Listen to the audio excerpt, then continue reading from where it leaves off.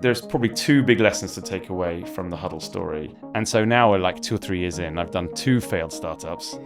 And I thought, okay, this is getting a bit ridiculous. I need to learn how to do it properly. We tried to build a machine, right? And we're students of the West Coast machine. So we were lucky to have some great people learning from the best who were kind of inventing this.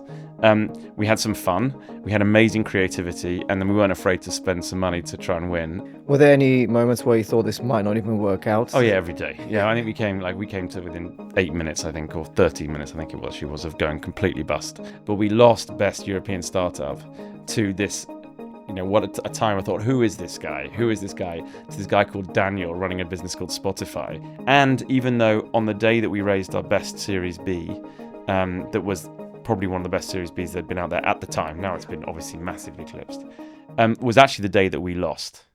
Today, my guest is Ali Mitchell, co-founder of Huddle, one of the UK's OGs. Ali is an entrepreneur turned venture investor with 4 unicorns in his portfolio, and today he is announcing his brand new fund. On this episode, Ali and I talk about the challenges around building a global company out of the UK, competing with some of Silicon Valley's giants, and all the hard lessons learned along the way. Enjoy. All right, well, Ali, welcome to the podcast. Thank you for sitting down with me. It's great to be here. Amazing. Well, look, I wanted to rewind right from the beginning to get started and talk about your rather unconventional path to getting into entrepreneurship. So take us back to the marine engineering days, if you don't mind. Well, it kind of starts before that, I guess. But yeah, I guess it is a little bit unconventional. So my family are all engineers. My grandfather was an entrepreneur, but in engineering. And we think of now AI being the thing that's going to change the world. Before that, it was software and SaaS and the cloud and internet and mobile. Before that, it was silicon chips and the advent of the internet. You go back before that, you're actually into real material things. Yeah. And the irony now is we're back into that era now again. But back in the day, materials and nylon was invented 100 years ago, and things like concrete was huge. So like if you're an entrepreneur 50, 60, 80 years ago when my grandfather was, you weren't doing the internet, you were building things. Sure. And in his case, he was building bridges and concrete things and huge structures, including the biggest thing that ever moved on the face of the earth, the biggest thing ever made out of concrete. Hilarious, like weird record. It's an oil platform that sits in the middle of the North Sea, made out of concrete, sits on the bottom, and he towed it out of a bay in Scotland and dumped it on the bottom of the North Sea. You could never do this now. No. But my point is he was an entrepreneur, right? A crazy entrepreneur building crazy things. And so I always had that in my blood. And so if you combine engineering, then I went to do engineering. Chose maritime because it was a branch none of my family had done. And I always liked boats and sailing. Yeah. So all my buddies are much more interesting than me. They're like America's Cup sailors or designers or around the world yachtsmen and yachtswomen. So it was an amazing degree to do. You learn a lot of software, a lot of coding. You have to work a lot in CAD and engineering. When I came out, I was like, okay, but I'm not really a ship designer or maritime designer. Right. I am a fan. I could have been, but I'm not a good enough sailor to become an America's Cup, yachts person. So I'll go back into what I always thought I was going to be, which is to be an entrepreneur. Yeah. So kind of came out of uni, in this case Southampton, which is like one of the 2 or 3 places you can do this course in the UK, and went and did. And went into starting my own first company out of that. So what was the first company? It wasn't Huddle, right? No, it was called No. So I went and joined. Actually, I did the first one I did was with a friend of mine out of college back in like the early 2000s when the internet was just getting going, and it was a sports media business. Wow. But selling product with a shop behind it, something that is now content with a business behind it. Is you were ahead of your time. Yeah, you learn timing from that, right? So that was another one. So we got going with that, but we didn't have enough confidence. We didn't have enough people around us. Yeah. So this was kind of a great example of a start of a learning journey, right? So, and you hopefully keep on getting a little bit better each time. So that first one, we did our first couple of episodes or content deliveries, if you like, but basically gave up because we didn't know enough. We didn't think we could do it. We didn't have enough confidence. We didn't have enough network. No one else was doing startups around us. And then I went to join a friend from the course who was doing a startup and had come out of business school and consulting, and that was also a B2B marketplace, but a very different one. And it was friends from the course. It was out of Southampton, and moved up to London to go do that. Right. And turned down big jobs with Fidelity and Yeah. the classic kind of grad school stuff. Yeah. And went to earn like 1/8 of what I was going to be earning from those other jobs Yeah. that I turned down, which my now wife thought I was crazy at the time. But you go and do it because you want to learn. I want to learn how to do a startup, and these guys had one, so I joined Yeah. as their first employee, Mm. product person, Nice. and learned about product management and customer success, talking to customers. Yeah. And you'd think I would have learnt about timing from the first startup I did, but this one was even more out of whack timing, which was trading tea, coffee, nuts out of Africa and India. Oh, wow. And what is now the developing world, but a big agricultural areas, Yeah. into Europe. So now all this is traded online. Like you buy this commodities that are all traded online. Foodstuffs, if you're a buyer for Sainsbury's or a retailer, you will buy all this stuff online. But back in the day, this wasn't done online, and these commodities were bought out of dusty auction houses in Mombasa in East Africa or in Pakistan or India. And so there I go to turn up to tea plantations with my little Dell black laptop bag and a suit, sweltering in Kampala as like a 22-year-old, trying to sell them a tea trading software online with an auction element where they didn't even have a phone signal because the copper lines that they had put in 10 years ago had been stolen out of the ground many years ago, and they had no phone. This was before the advent of cell communication, which transformed rural communications and now satellite. So you think I didn't get my timing right on that. So that was like at least a decade too early. Yeah. But I learned about building a product, customer service, actually how to do a startup, raising money. They actually sold that business. It still exists. Oh, amazing. And it's now the trading arm of a big plantation company or a big agricultural commodities business. Yeah. And so now we're like 2 or 3 years in. I've done 2 failed startups. Yeah. And I thought, okay, this is getting a bit ridiculous. I need to learn how to do it properly. And I got a call from a friend who'd gone to work at actually a being successful startup that really were nailing it. Yeah. Called dunnhumby, which is not a well-known name outside of the retail industry, but is a very well-known product. If you've ever gone to shop in a Tesco or a Sainsbury's or any of these big retailers in Europe or in the US, or you will use a club card or a loyalty card, or you'll use a loyalty scheme. You'll use retail media, coupons, and go in store and see videos. All of that data, insight, loyalty schemes were invented by a few firms, one of which was this company called dunnhumby. Never heard of them. There you go. And they were a behemoth. They were legendary husband and wife founder, Clive and Edwina. And we built a bunch of kids working in that business, built an amazing business together. Yeah. And I learned really how to build a successful startup. Yeah. And what I was unknowingly had become was one of the UK's early product managers. Because they were wanting to take all of their consulting and put it online, sell it as a SaaS product. Yeah. It wasn't called SaaS back then. It was called ASP or the cloud, and then it became SaaS, and then it became software. What year is this, Ali? This is like mid 2000s. Oh wow, okay, very early. Early. And I'd learned how to do that. So I came in and we basically productized their entire business. Yeah. And turned it into a software solution set and went off around the world selling this software, which was Insights, or now be called MarTech. Yeah. Or big data. Yeah. And then selling this data back to retailers and brands to tell them how their customers were buying their products and what they were buying and when they're buying it. So you went on this journey from being a maritime engineer through to essentially a prototypical product manager. Yeah. But it's 2 very different experiences, and what's about to happen to you. So fast forward a little bit, and you ended up founding Huddle, right here in the center of what has become now known as Silicon Roundabout. And Huddle, I would say, was one of the kind of very first companies one of that the emerged. OGs. Yeah, exactly. Literally the OG. So how did that come about? Because it's not the very typical and sexy industry that you guys chose to go into. There's been a history of choosing really unsexy industries. No, it's cool. I was walking up the road today, the street, and looking around, and this is where we spent all of our time. It's awesome. The roundabout's still there, and the big billboards on it are still there, where we used to put our Huddle ads up on. So it's cool to be back. But no, basically having been one of the first product managers, and we built a great business up to like 50 million of revenue in 3 years. Amazing.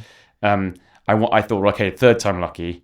I'm going to try my own startup. Now I've learned how to do it well. Yeah. I've learned about product market fit. I've learned about timing. I've learned about amazing sales and go-to-market execution, amazing founders, a unique kind of product set that no one else in the market had.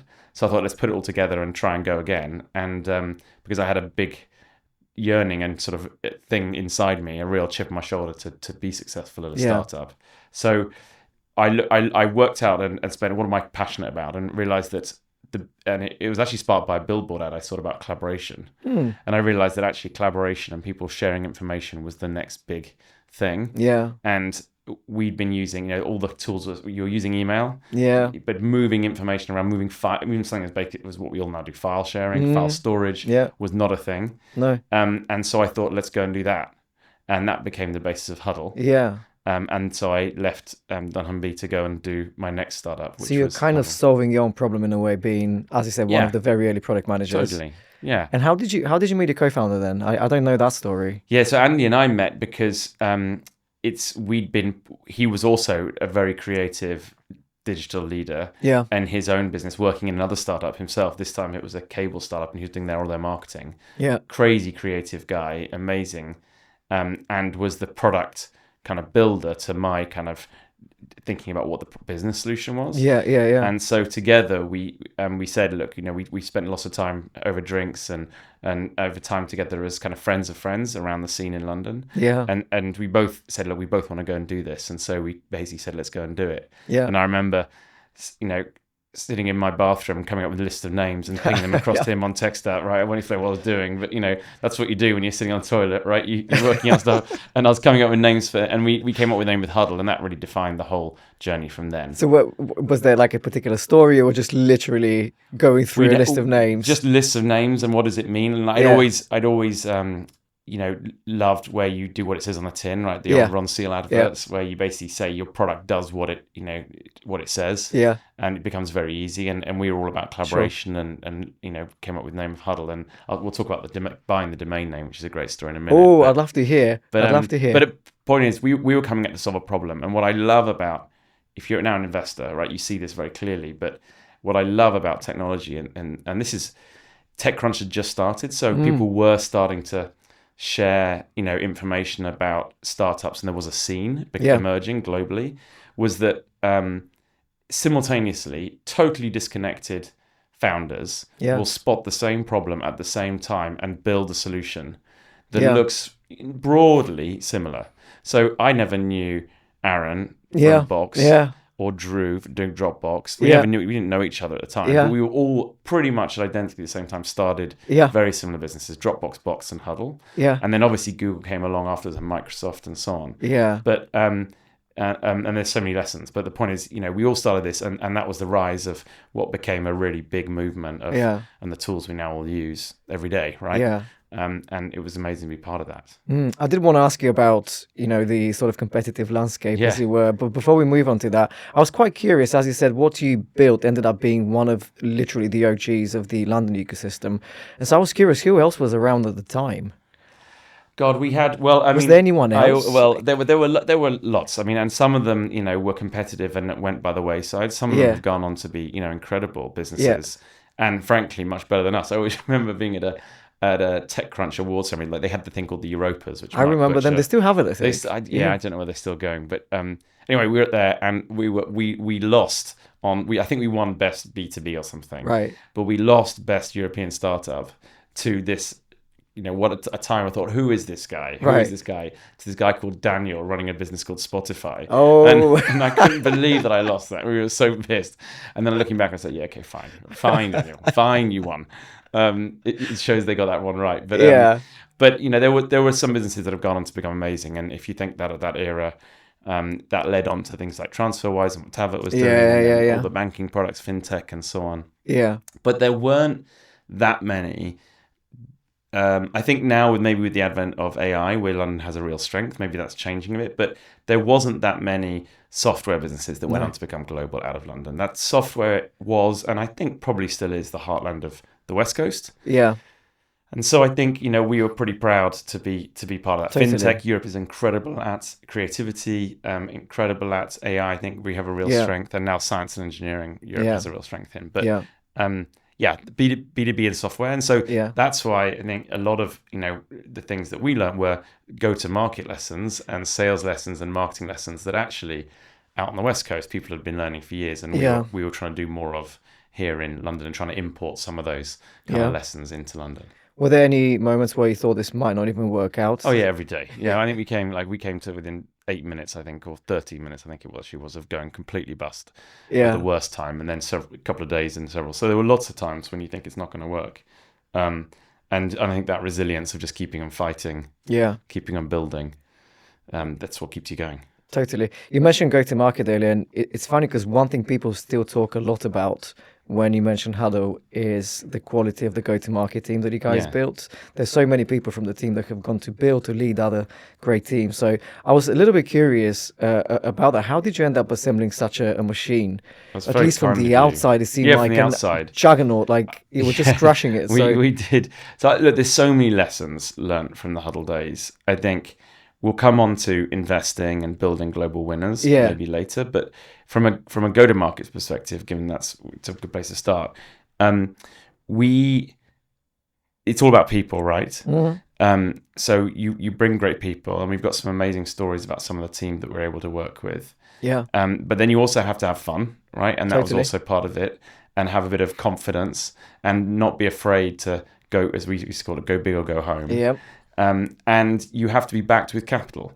And that's what the US is so good at, right? All of those things, right? Confidence, swagger, hype, spending money, building a machine, and great people. Yeah. And so we tried to import a lot of that over here. And so, we were able to work with some and have some amazing people who came to work with us who've gone on, as you said, to do incredible things. Yeah. A great example of that is Neil Ryland, who was our young kid who came to us and left a great job to take a bet on us.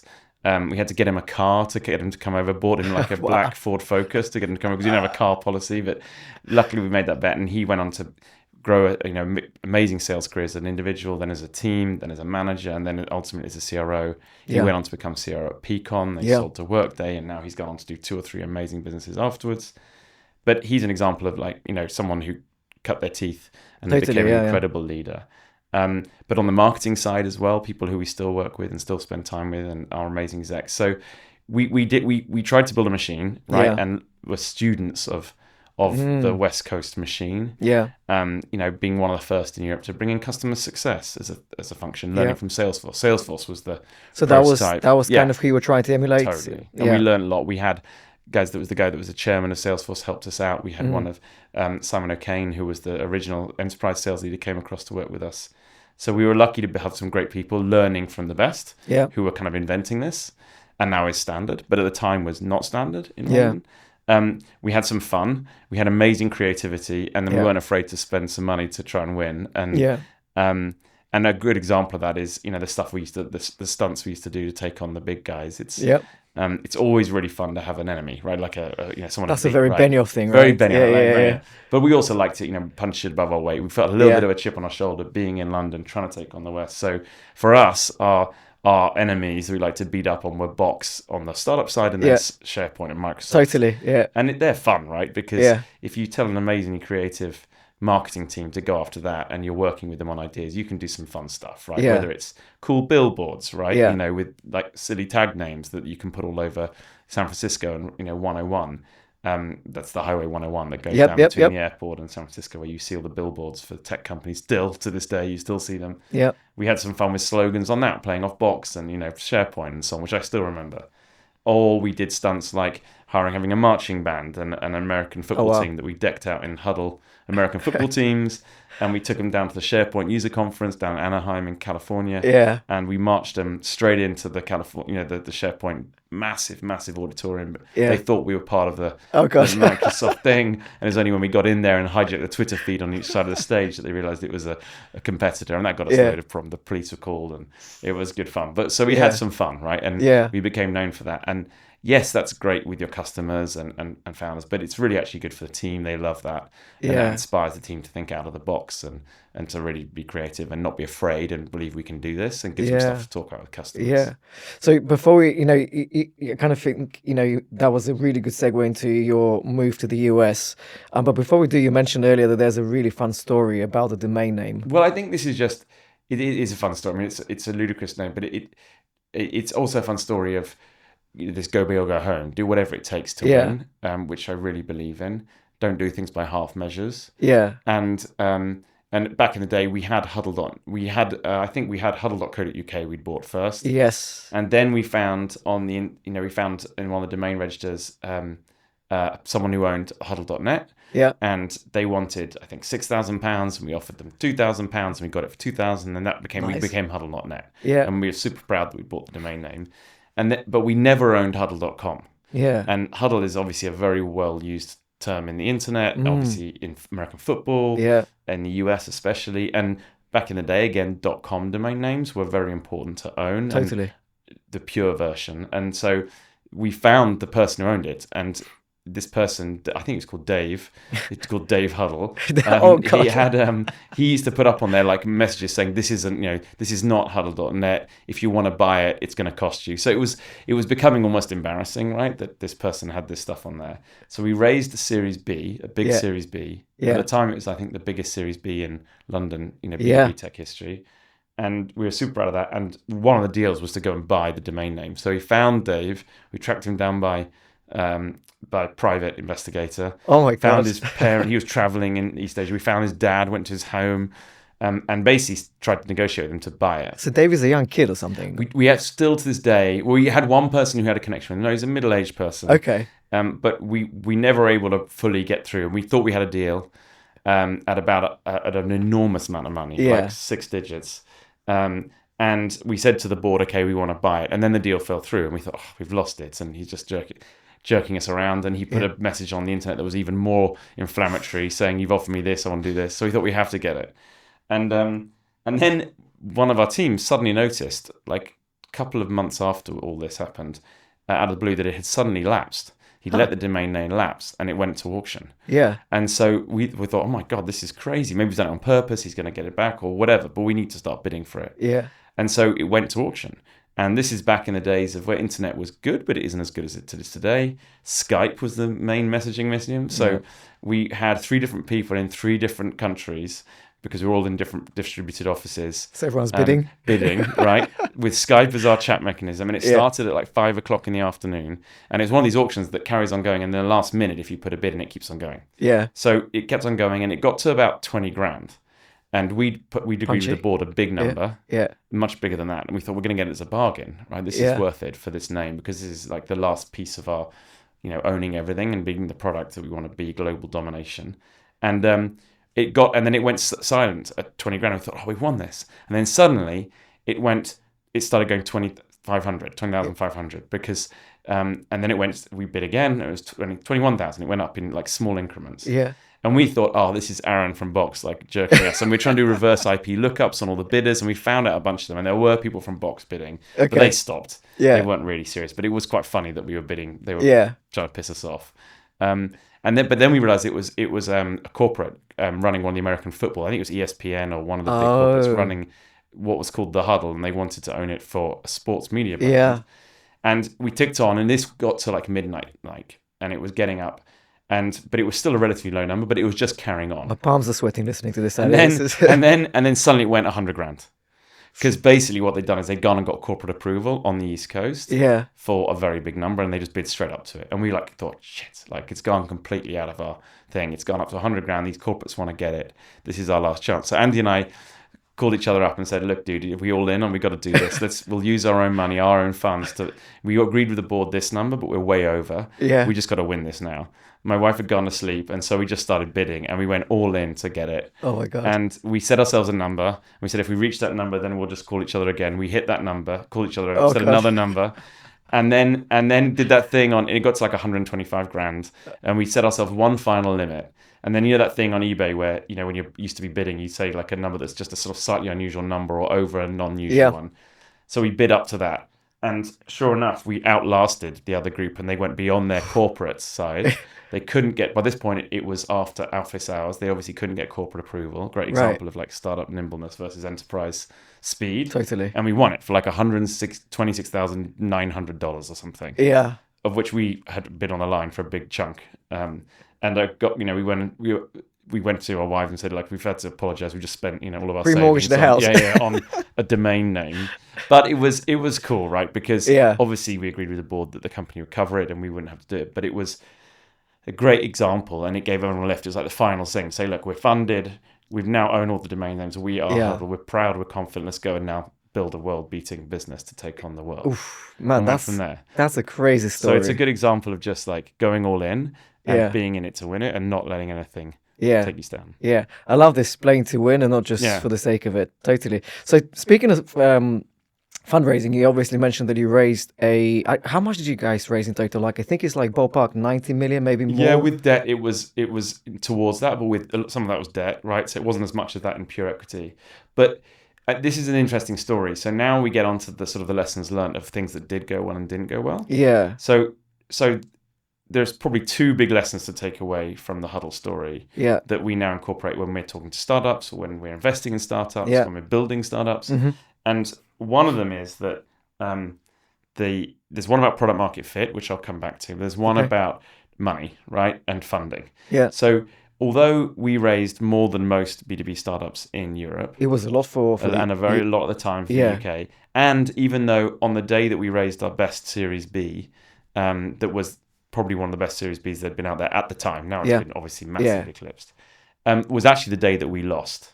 We lost the race, which I know sounds crazy because I got out of the restroom in there's a lot of stories with restrooms in it. We got out of the shower at least in when we were staying. This is where the best ideas come.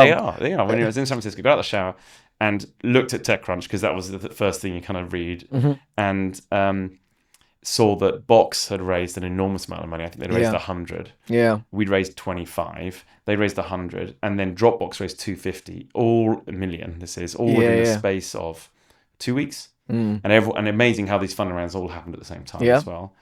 And it was actually looking back on that day that we lost, because one thing that is a truism is that the best startups have the best VCs in their cap table, and then the other truism is that the best startups that win generally raise more money than anyone else. Yeah. They don't always need it. Often the best ones don't need it. Yeah. But what they do is they starve the market of the VC capital. They become the runaway leader. Yeah. And then they just keep on piling win upon win. And if you think about it in growth terms, if I'm a startup, and this is a lot about how we now think about startups and how we help them to win. If I'm a underfunded European startup relative to my US peers, and I raise, let's say, 20 million, and I raise that on a valuation of 100 because, and it's an okay Series B because I take 20% dilution, so I'm 20 on 100. But at the same time, my US competitor, which maybe is exactly the same level, which it turns out Box and us both hit 10 million revenue at the same time. Oh my God. So we thought they were the leader, and that they did an amazing job of portraying to the market that they were the leader. Yeah. In actual fact, we were the same at that time. Yeah. But then they raised 50, and Dropbox raised 250 at the same 20% dilution, maybe a bit less. So you're now raising 50 on 250. Yeah. Right. So you raised 50, 250. So you're able to go 2.5 times faster than us because you've just raised 2.5 times more money. Yeah. If you're just taking the Box Huddle one, right? So you're going 2.5. So let's say that 10. And we get to 2030. Yeah. They don't get to 2030, they get to 4050 because they're just able to go faster. Yeah. Same playbook, same team, same product, same market.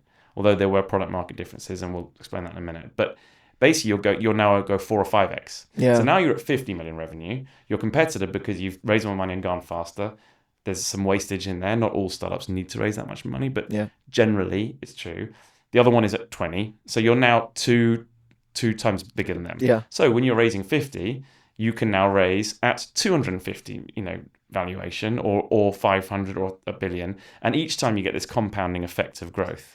And after 2 or 3 rounds, that's an 8x difference. Yeah, exactly. Yeah. Right? Just from sheer force of capital. Yeah. And so that's, one thing that we learned was that if you're going to win, you have to be the winner, number one in the market. Don't bet on the 2 or 3. Yeah. And you have to go and outraise them with the best VCs. So how would you play it differently? I guess. Well, I probably wouldn't have invested in Huddle actually. Oh, wow. Back in the day, because they weren't the runaway leader. We only invest, now, what we do now, and something I've always been very strong on is we only try and invest in the number 1 or 2 in any market. Yeah. Because there's a rising tide lifts all ship. We're seeing in AI right now. Yeah. But there will only be 1 or 2 winners of the new guys. And we already know who they are. There's Anthropic and there's OpenAI. Yeah. They are the winners. They will be the winners. It's totally obvious. Yeah. Anyone who's playing that market is basically, your VCs are throwing away an enormous amount of money that's going to be lost. Yeah. It's the equivalent of Dropbox, Box, Huddle. Yeah. Right? We were a distant third. Yeah, anyone else, distant third. Right? OpenAI, Anthropic, everyone else. Yeah. Don't bother investing in anyone else. All the money is going to go to those two. Their product advantage is that much better. Their distribution advantage, their revenues, and they become the winners. And would you still not invest even at that 10 million inflection point where? Well, if we had done, we would have just stayed in Europe, right? Trying to go Right. into the US, which is what we tried to do, albeit great fun, to take on the very well-funded local competitors in the world's biggest software market from London, in retrospect, is obviously a stupid idea. Right. What we should have done is stayed dominated Europe, and then got bought by Dropbox. And we knew Drew, and he looked at buying us a few times.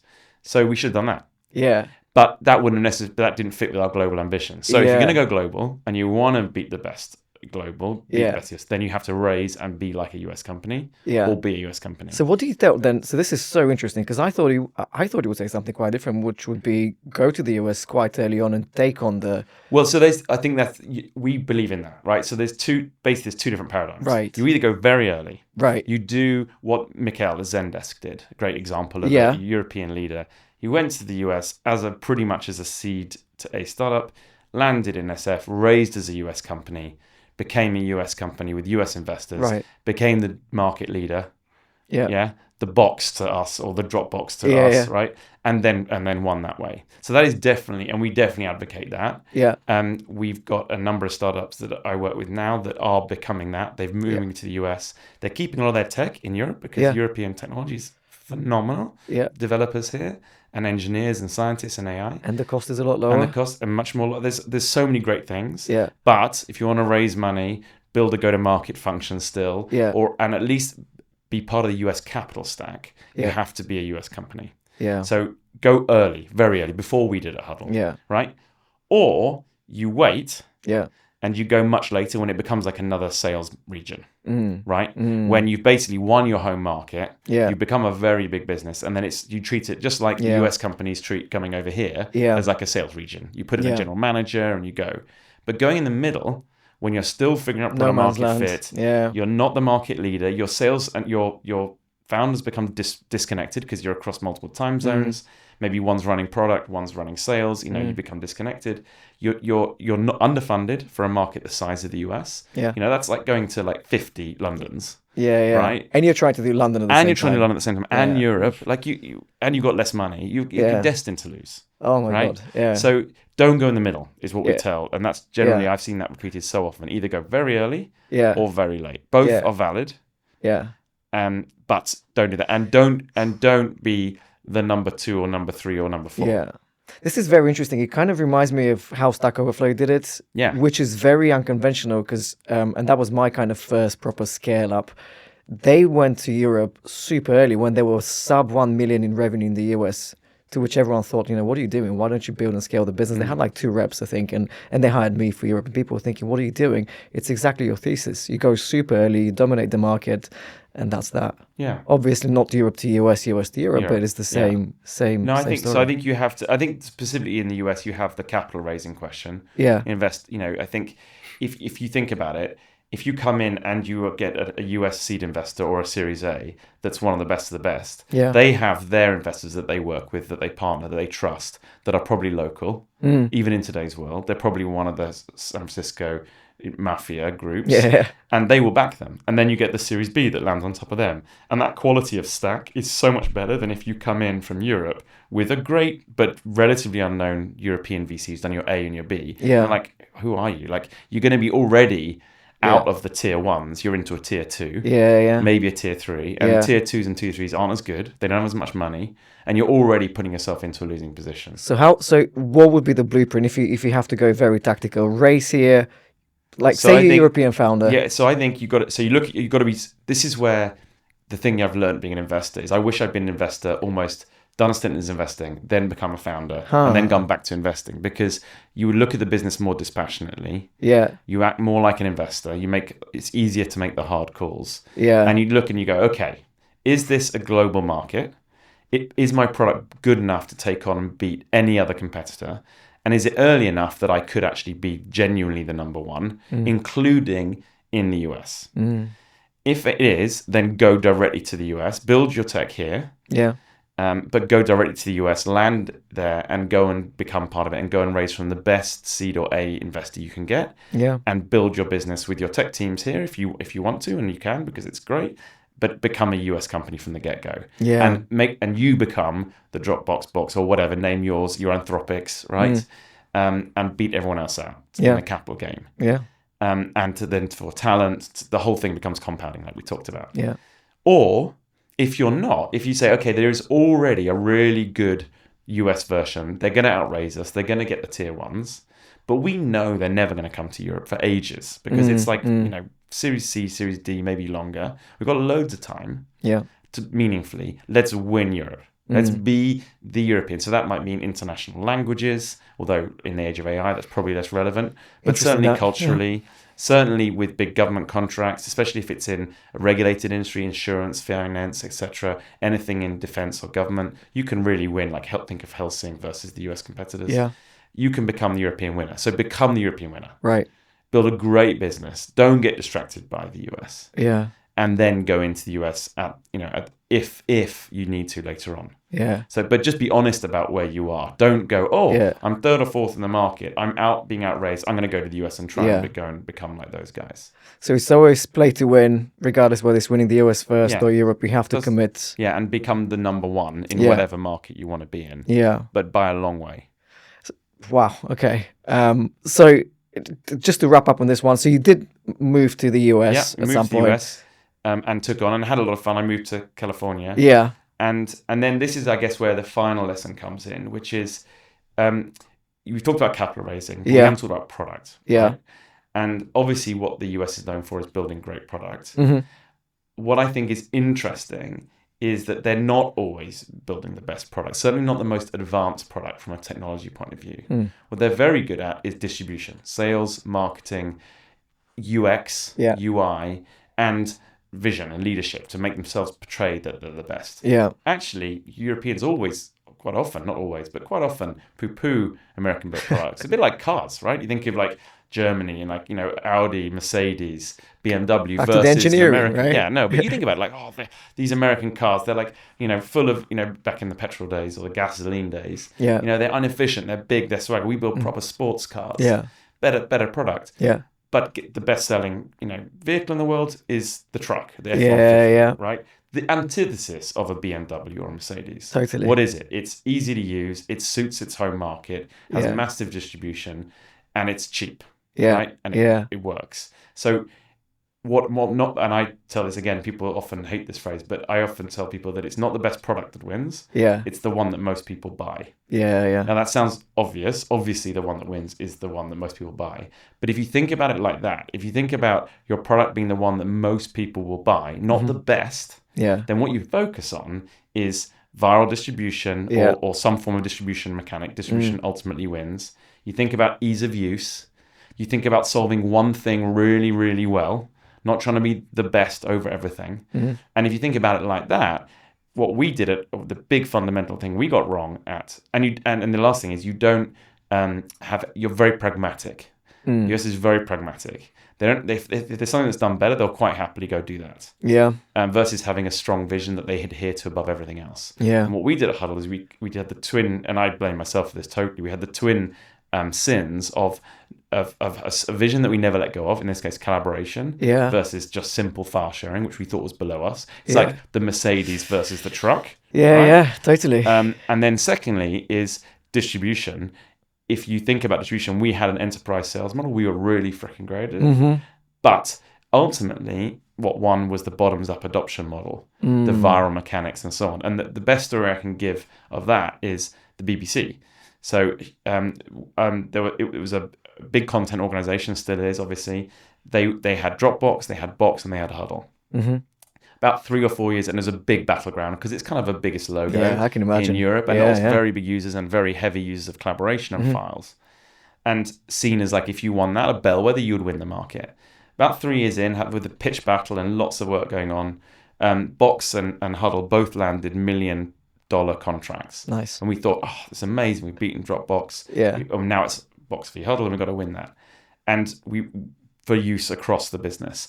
And our flavor was collaboration, so we were much more about sharing and working together in team workspaces. And Box was much more about kind of just the sheer file and some of the enterprise controls you had on it.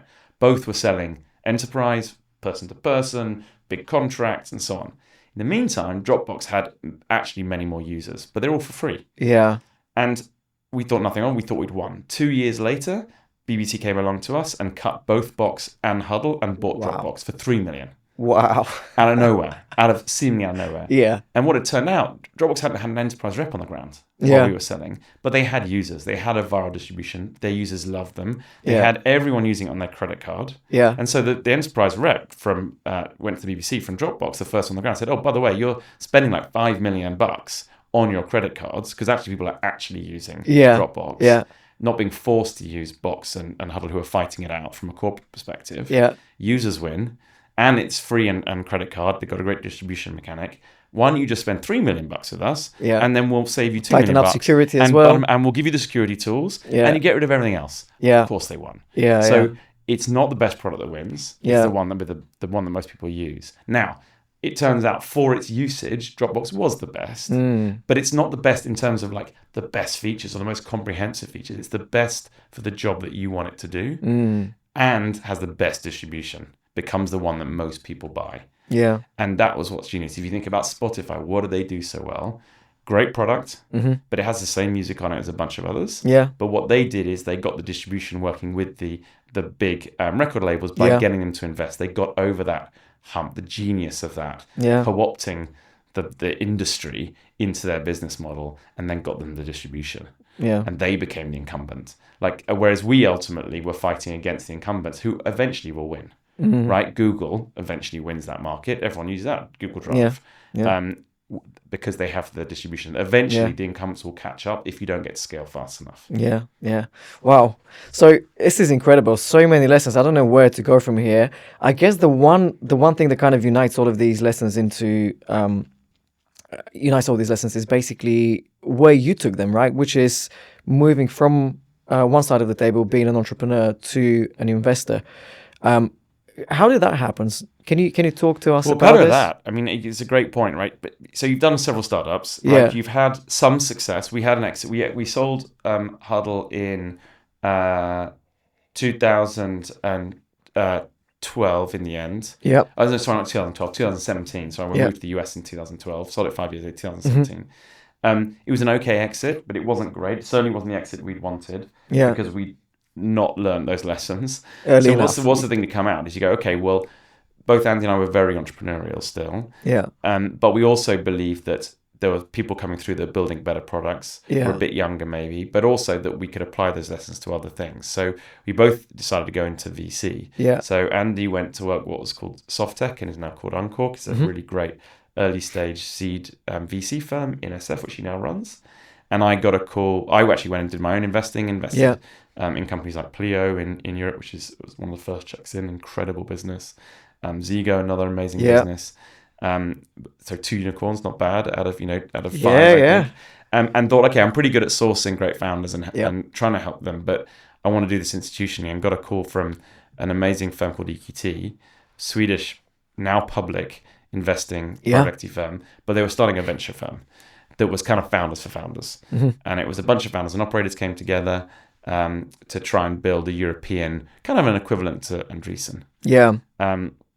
And I thought that's an amazing journey. And I can apply so many of the lessons as a founder, be a founder to help founders. Yeah. Because I very much believe that there's a lot of VC that isn't done very badly. Yeah. From 2 angles. One is not enough advice. We didn't get any real advice. As much as I still respect and work with some of not all of them, VCs I had around the table. Yeah. And there's a list I would never work with again.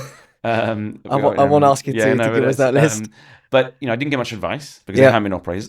They got advice on some stuff, but it was the real things that matter to a founder. Yeah. Like the really hard things, the hard things about hard things, to quote the book. But that didn't get any of that advice. So one thing is, we've been there, been the journey. We can be empathetic. We can see what's really going on underneath the sales numbers. And often it's a product issue, or it's a distribution issue, or it's a people issue, and we can help with that. Yeah.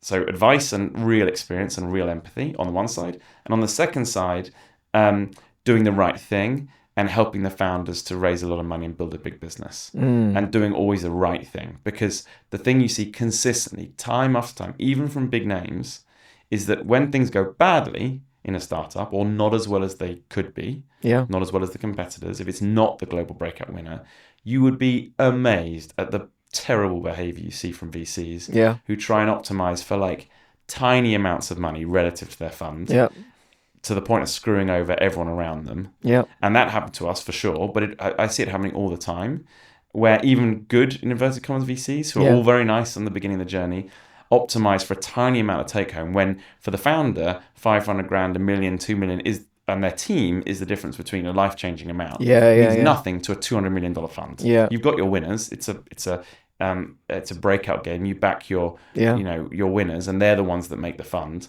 The ones that aren't doing so well, help the founders to get what you can from them, because that's where you build your brand and reputation. And frankly, the founders will thank you for it, and you get to work with them again. Yeah. Versus screwing them out of $2 million on your fund, which does nothing. Yeah.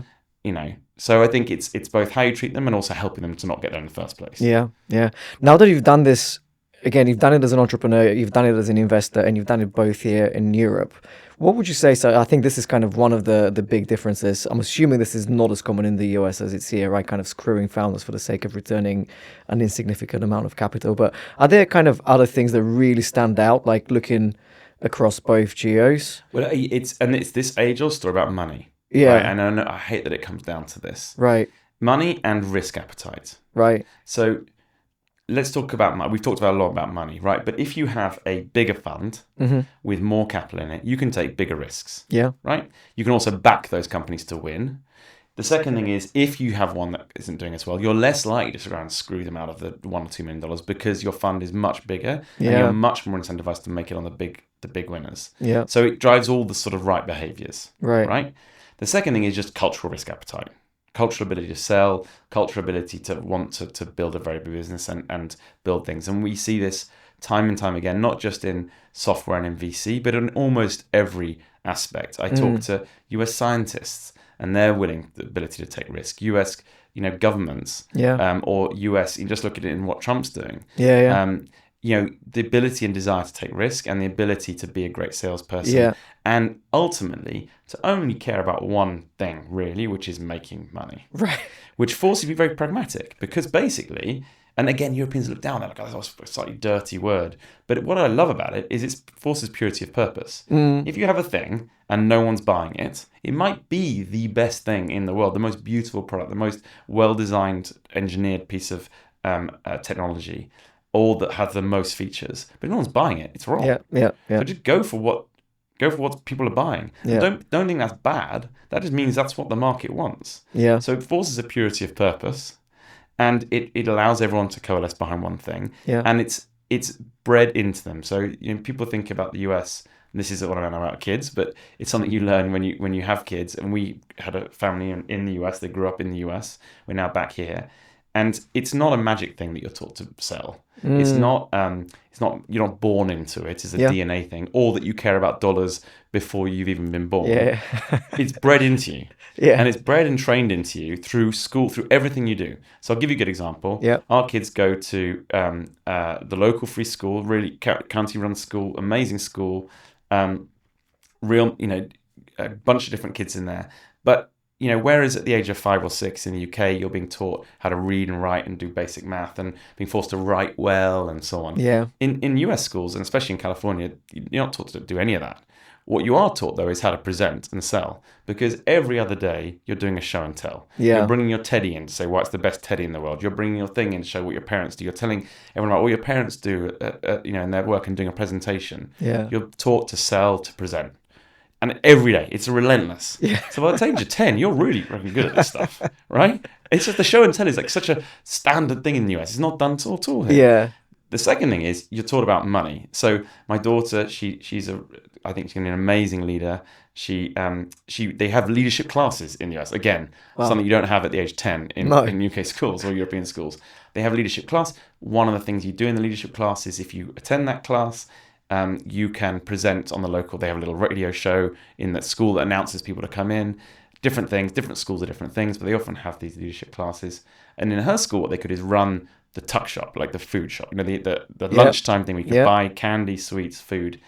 And whereas first of all, you would never get that opportunity in the European school. Second thing is you walk in as a 10-year-old. I think she was even maybe a bit younger. And they said, okay, you're running the tuck shop, and your job here is $5,000 to a group. You have to go and buy the best products you can buy for $5,000 and turn it into $10,000. Okay. So even from Wow.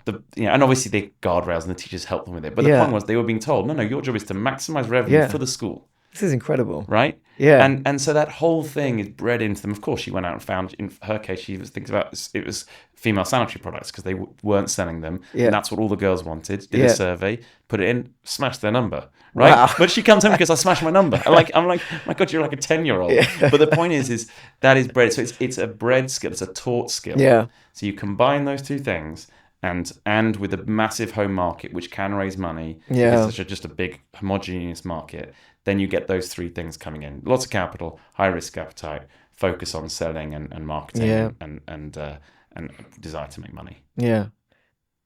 And as amazing as the educational system sounds, you're back in Europe, right? Yes. But there's a limit, right? Right. Okay. So great. Thank you for bringing me back to that. So you learn all this stuff, right? And then you think, okay, where do you want culturally? Where do you align? Yes. And so where do you want, American kids, or do you want a European family? This is right at the time that Trump was getting in. The forest fires were raging through California. And we thought it'd be a great time to experience the history, the culture, the civil and societal democracy and liberalism that you get in Europe, and the consensus around treating people well, the climate, etc. Social democracy. So and so we moved back. It's also family, spending a bunch of time over there. We spent 10 years over there, and it's amazing. We love being back in Europe. And what is it great at? It's great at those things. It's great at social democracy. It's great at treating people well. I do believe you're taught different skills and attributes.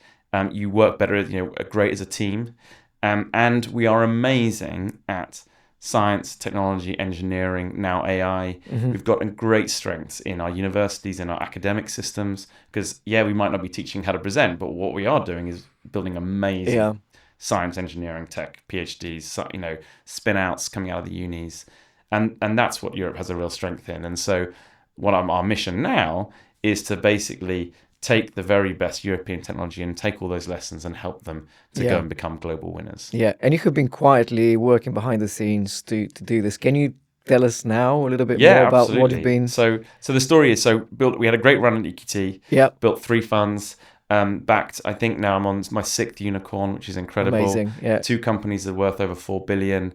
I'm on the board of pre-IPO amazing company called Handshake in the US, which is now coming over here, which you know well. I know well. And is on an absolute tear again now. 90% of all students in the US get jobs through Handshake. So we had an amazing run, saw what it took to build and scale with the most incredible founders, way better than I ever was, and played a little part in that. But saw this huge opportunity in Europe, in the age of AI, in the age of engineering and science becoming a thing now.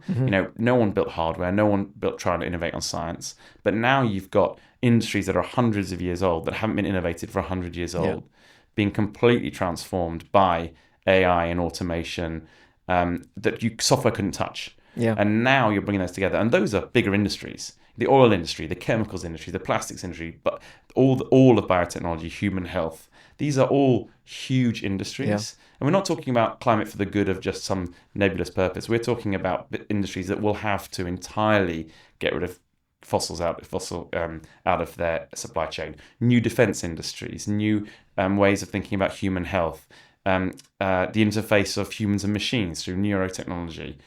These are massive, massive game-changing opportunities.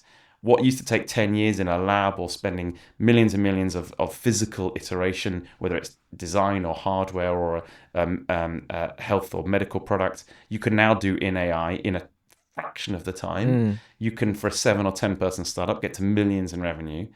These are all things Europe is amazing at. So we wanted to come back and basically help European startups to do that and learn all the lessons about building big, global, world-beating businesses, raising more money than anyone else, going fantastically early and fantastically well to build, go big or go home.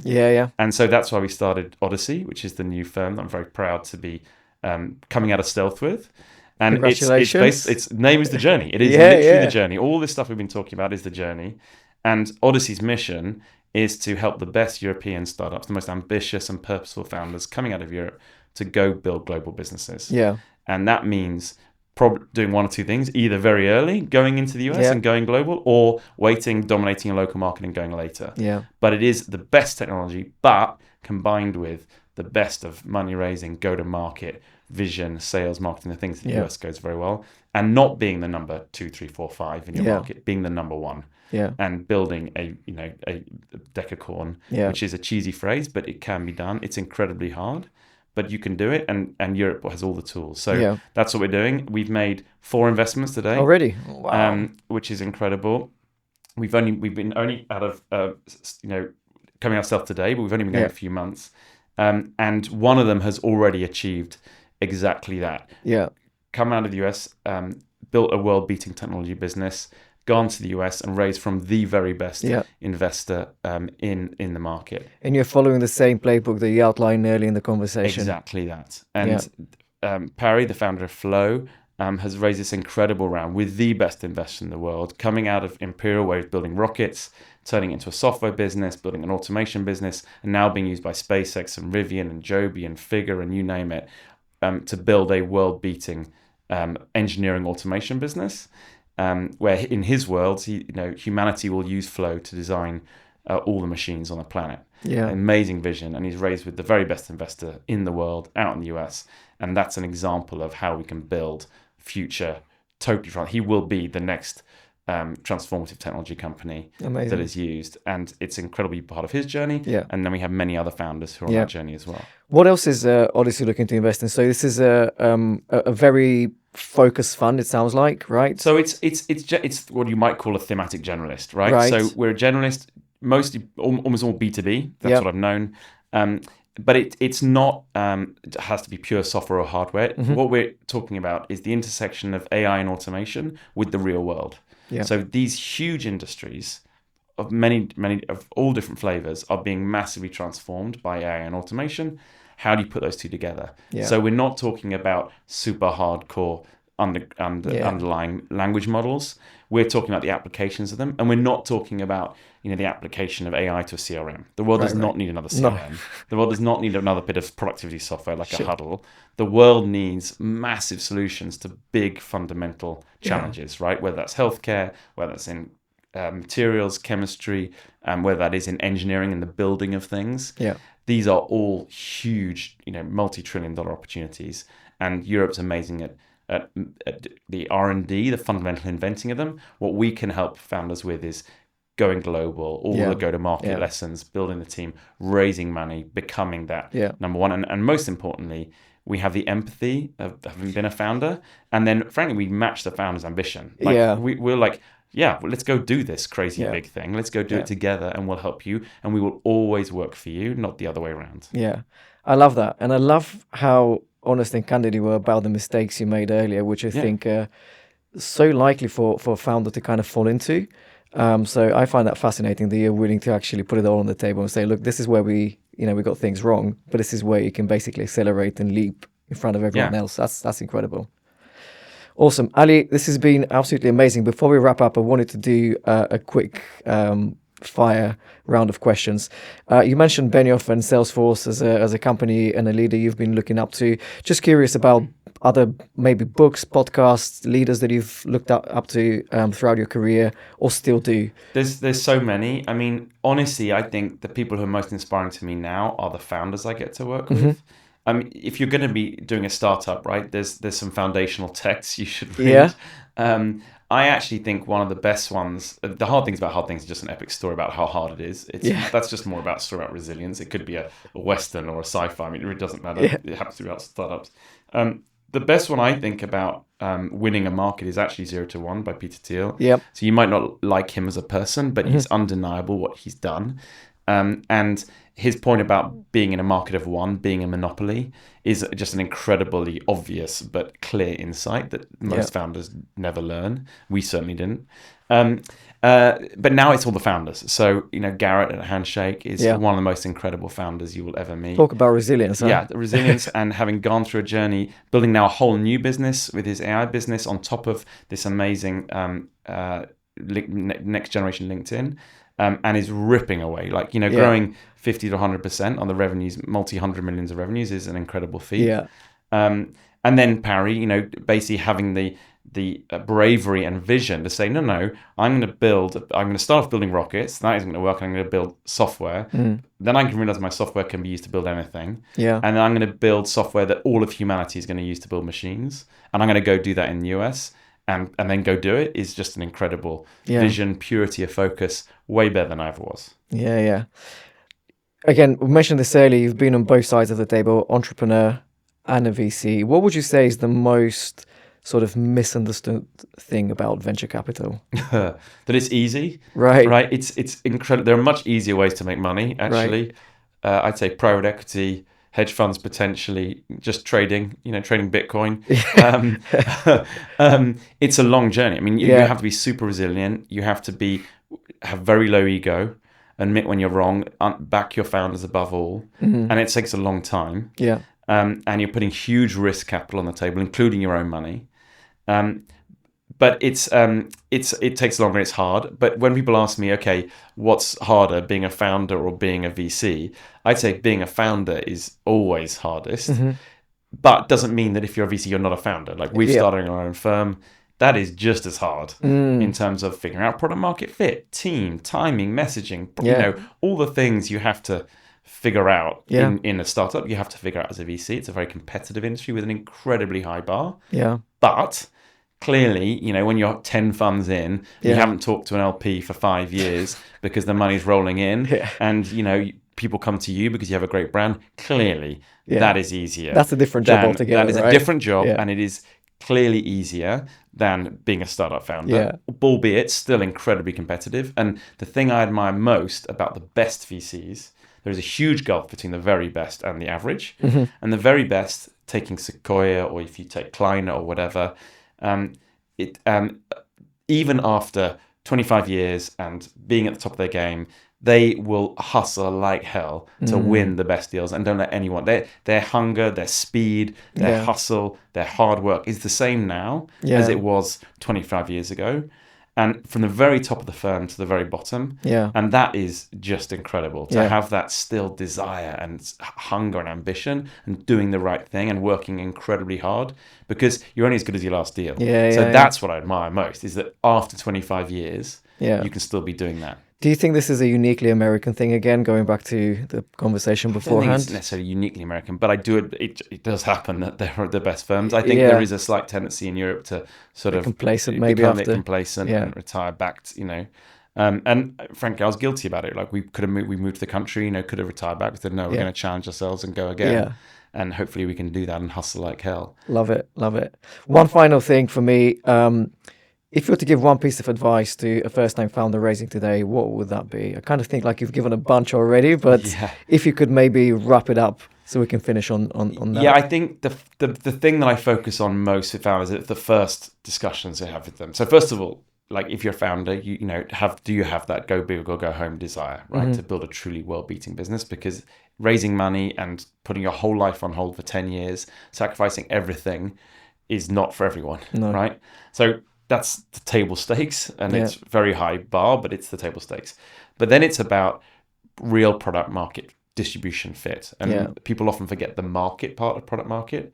And so it's pretty simple. And this is for a very early stage founder is do you have it? What does your product do? And does it do one thing, just one thing better than anyone else in its competitive set? And is there one person who's buying that one thing today? Yeah. And if I showed it to them, would they immediately say, yeah, this is 10x better. I'm spending money on it today. Even if I didn't know I had the problem, I'm still spending money to solve the problem today. And this is 10x better and I want it now. If you can't answer any of those, if you have multiple people who buy it, or if it's not quite 10x better, or if it's not something they're spending money on, or if they're not doing it today, it's a tomorrow problem, you don't have it. Yeah. So keep going until you have that one thing. Awesome. Ali, this has been an absolutely brilliant conversation. Really appreciate you sharing your journey and your perspective. And hopefully we'll do this again. I look forward to it. Thanks, Timmy. Awesome. Thank you, mate. Bye.